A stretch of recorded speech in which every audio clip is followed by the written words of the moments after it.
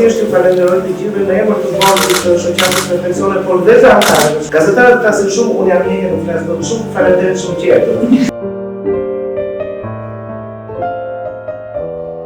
Ekspozita thyejmë stereotipe gjinore, ndërtojmë të ardhmen e barabartë, me punime të nxënësve nga 6 bashki, nxënës të shkollave të mesme artistike, në Durrës, në Berat, në Gjirokastër, në Korçë, në Shkodër, në Tiranë. Është një surprizë vërtet e bukur, e cila na entuziazmon se rinia vërtet do të jetë një faktor kyç, do jetë një kampione e barazisë gjinore në të ardhmen për të krijuar një shoqëri që nuk diskriminon, një shoqëri që krijon mundësi të barabarta.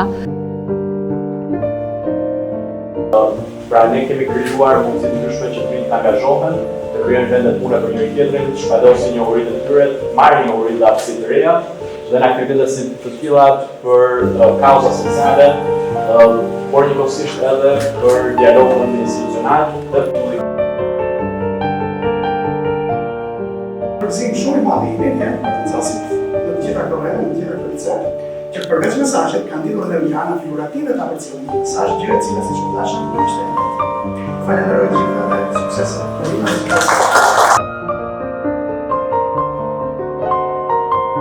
Dhe që arti që më e bukur që rinia mund zgjedhë të bërë, është një nga gjërat më që si thua shpresore dhe më me shpresë që ne kemi në të shoqërinë tonë.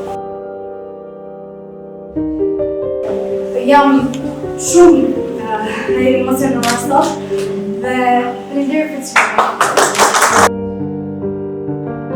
Duam të kontribuojmë për pjesën e barazisë gjinore.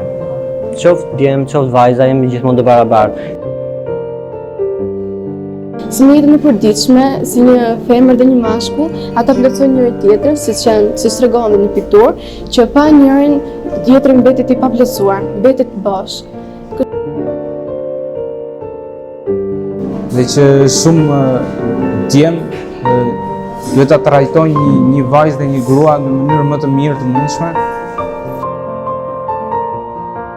Nxënës në vitin e tretë, unë me anë të kësaj punimi instalacion kam arritur të paraqes barazin midis burrit dhe gruas, që ata nuk kanë dallime midis njëri tjetrit, po ekziston vetëm barazia. Siç mund të shihet edhe në fakt, ajo ka një peshor midis njëri tjetrit që i mbajnë të dy, edhe fijet e perit që simbolizojnë venat e gjakut, duke shprehur barazinë dhe mirëkuptimin midis tyre.